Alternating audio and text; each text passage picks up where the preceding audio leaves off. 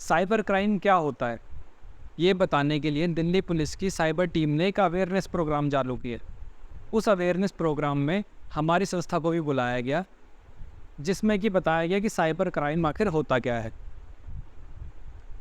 तो कंप्यूटर और नेटवर्क के जरिए की जाने वाली अवैध गतिविधियाँ, जैसे ऑनलाइन ब्लैकमेल करना, धमकी देना, कंप्यूटर वायरस फैलाना या इल्लीगल तरीके से पैसे ट्रांसफ़र करना, डेटा की चोरी करना, फिशिंग, इन सब को साइबर क्राइम कहते हैं।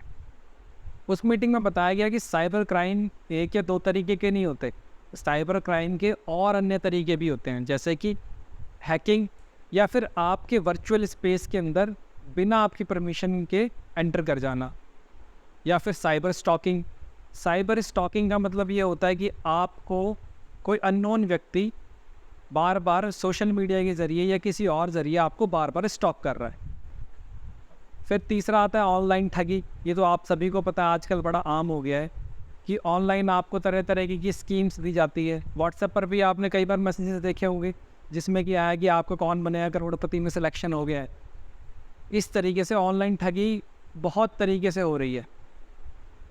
फिर इसमें चौथा बताया उन्होंने कि पहचान का अनएथिकल तरीके से यूज़ करना, जैसे कि आपकी इमेज, आपकी profile same to same copy कर दी। मान लीजिए कि आप फेसबुक इस्तेमाल कर रहे हैं, तो आपका सारा डेटा वहाँ से चोरी करके और सेम टू सेम एक दूसरा फेसबुक प्रोफाइल बना देंगे और जितने भी आपके जानकार लोग हैं वो उनको परेशान करना शुरू कर देंगे।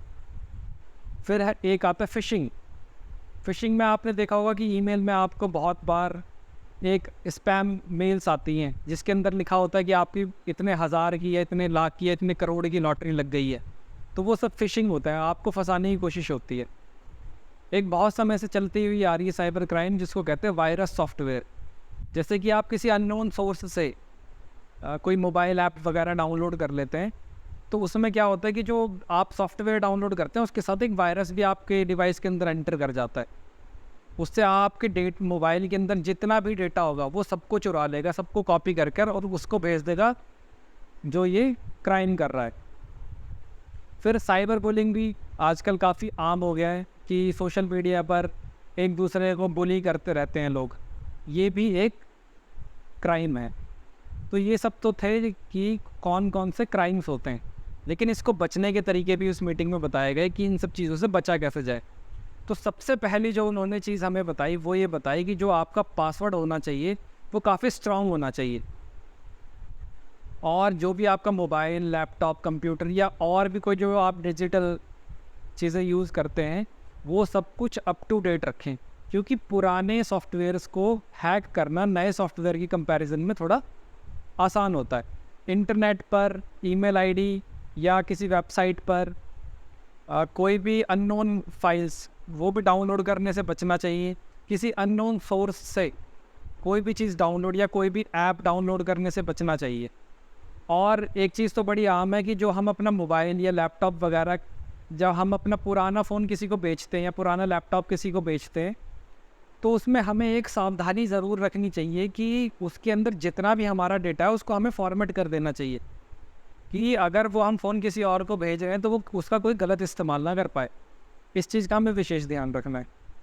और हमारे जितने भी पर्सनल डिटेल्स हैं या हमारी बैंकिंग से रिलेटेड जितनी भी चीज़ें हैं, उसमें यूज़र आईडी हो, पासवर्ड हो या और भी कई सारी चीज़ें हो, उसको ऑनलाइन कभी नहीं रखना चाहिए। किसी भी अननोन वेबसाइट पर हमें ट्रांजैक्शन करने से भी बचना चाहिए। उसमें क्या करते हैं कि जो हमारा डेबिट कार्ड या क्रेडिट कार्ड होता है या हम इंटरनेट बैंकिंग यूज़ करते हैं, उसका वो सारा डेटा कॉपी कर लेते हैं, सारा डेटा चुरा लेते हैं। उससे क्या होगा, वो आपका डेटा उनके पास चले जाएगा और वो आपका पूरा अकाउंट खाली कर देंगे। और ये जो साइबर क्राइम करते हैं ना, ये आए दिन कोई ना कोई नए नए लुभावने ऑफ़र लेकर आते रहते हैं, कोई भ्रामक विज्ञापन लेकर आते रहते हैं। तो इन सब चीज़ों से हमें बचना चाहिए। कई बार ऐसा दिखाया जाता है कि आप 25,000 रुपये इस क्रिप्टो करेंसी में इन्वेस्ट कीजिए, 10 दिन के अंदर, 25 दिन के अंदर वो 25,000 हो जाएगा या 25 लाख रुपए हो जाएगा। तो आप खुद सोचिए कि इतने कम समय के अंदर अगर पैसा इतनी जल्दी कमाया जाता तो पूरी दुनिया ही नहीं कमा लेती। तो इन सब चीज़ों से भी हमें बचना चाहिए। और सबसे ज़्यादा ज़रूरी चीज़ कि जब आपको इस चीज़ की जानकारी हो गई, आपके पास इन सब चीज़ों की जब जानकारी आ गई, तो ये जानकारी अपने तक मत रखिए। जैसे कि हमें मीटिंग में बुलाया गया दिल्ली पुलिस के आईटी सेल द्वारा या फिर साइबर सेल द्वारा, तो वो मैंने उस मीटिंग में देखा और मुझे लगा कि यार ये चीज़ें ये जनता के साथ शेयर करनी चाहिए। इसको ज़्यादा से ज़्यादा लोगों के साथ शेयर करना चाहिए ताकि लोगों के अंदर अवेयरनेस फैले।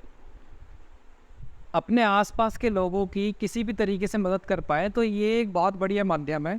अगर आप वैसे नहीं समझा सकते तो उनको आप ये वाली वीडियो शेयर कर दीजिए ताकि वो देखकर कम से कम उनको पता तो चले, ताकि किसी भी व्यक्ति के साथ ये अपराध ना होना पाए। यदि आपके साथ ऑनलाइन फ्रॉड हो गया, अब उस स्थिति में हमें क्या करना है कि 1930 टोल फ्री नंबर जो होम मिनिस्ट्री ने नंबर जारी किया है, इस पर आपको कॉल करनी है और सारी डिटेल्स बता देनी है।